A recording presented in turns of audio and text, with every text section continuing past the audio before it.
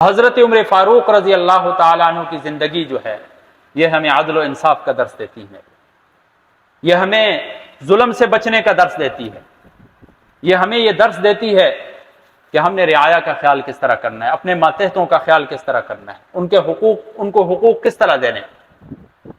حضرت عمر فاروق رضی اللہ تعالیٰ عنہ کے اقوال آپ پڑھیں، مصنف ابن ابی شیبہ کے اندر ہے، حضرت عمر فاروق رضی اللہ تعالیٰ عنہ فرماتے ہیں حاسبوا انفسکم قبل ان تحاسبوا، اپنے نفسوں کا خود محاسبہ کرو اس سے پہلے کہ تمہارا حساب لیا جائے۔ حضرت عمر فاروق رضی اللہ تعالیٰ عنہ کے اس قول سے ہمیں کیا سبق مل رہا ہے کہ ہم ابھی سے اپنا محاسبہ شروع کریں۔ یوم الحساب، حساب کے دن تو ہم سے حساب لیا جائے گا، لیکن اس سے پہلے ہم خود اپنا حساب کریں کہ ہم اپنی زندگی کس طرح گزار رہے ہیں، کس غفلت میں گزار رہے ہیں ہم اپنی زندگی۔ سب سے پہلے ہم اپنا محاسبہ اس طرح کریں۔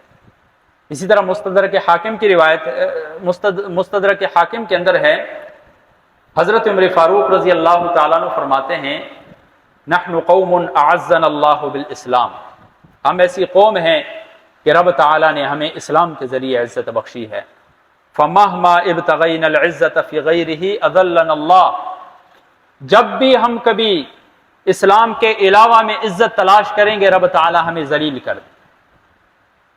ہماری عزت اسی میں ہے کہ ہم اسلام کے اوپر عمل کریں، ہماری عزت اسی میں ہے کہ ہمارا باطن سے بھی اسلام جھلک رہا ہو، ہمارے ظاہر سے بھی اسلام جھلک رہا ہو، اور ہمارا فخر بھی اسلام ہو، اسلام کے قوانین ہو، رسول اللہ صلی اللہ علیہ وسلم کی سنتیں ہیں۔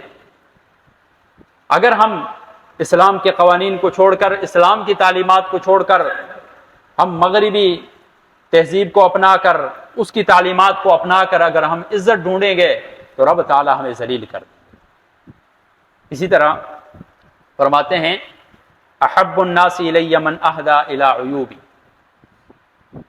میرے نزدیک سب سے محبوب ترین شخص وہ ہے جو مجھے میرے عیب بتا۔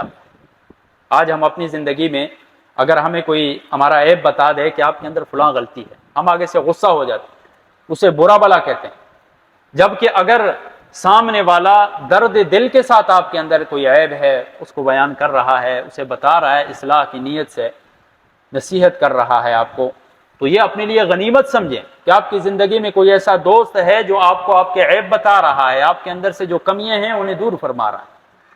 تو فرماتے ہیں میرے نزدیک سب سے محبوب ترین شخص وہ ہے جو مجھے میرے عیب وغیرہ بتاتا رہتا ہے۔ اسی طرح کتاب الزہد کے اندر ان کا قول مذکور ہے، فرماتے ہیں کل یوم یقال مات فلان و فلان ولا بد من یوم یقال فیہ مات عمر، فرماتے ہیں کہ ہر دن آواز لگائی جاتی ہے کہ فلاں شخص فوت ہو گیا، فلاں شخص فوت ہو گیا، فلاں شخص فوت ہو گیا۔ کہتے ہیں وہ دن بھی ضرور آئے گا کہ آواز لگائی جائے گی عمر فوت ہو گیا۔ حضرت عمر کا یہ قول ہمیں کیا نصیحت کر رہا ہے؟ ہماری زندگی میں ہمارے سامنے مختلف لوگوں کے اعلانات ہو رہے ہیں کہ آج فلاں مر گیا ہے، فلاں کا انتقال ہو گیا ہے۔ ہماری زندگی میں ایسا دن بھی آئے گا کہ ہمارا اعلان ہو، جنازے کی چارپائی کے اوپر ہمارا وجود ہوگا، قبر کے اندر ہمیں رکھا جائے گا۔ موٹیویشن ہم نے اس سے یہ لینی ہے کہ اس دن کے آنے سے پہلے ہم اس دن کے لیے تیاری کریں، اس دن کے آنے سے پہلے ہم اپنی غفلتوں کو چھوڑ دیں۔ میرے بھائی تو کوشش کرتے ہیں یا نہیں کرتے ہیں میرے بھائی؟ اللہ تبارک و تعالیٰ سے دعا ہے کہ اللہ تبارک و تعالیٰ ہمیں صحابہ کرام رضوان اللہ تعالیٰ علیہم اجمعین کے نقش قدم پر زندگی گزارنے کی توفیق عطا فرمائے۔ وآخر دعوانا ان الحمد للہ رب العالمین۔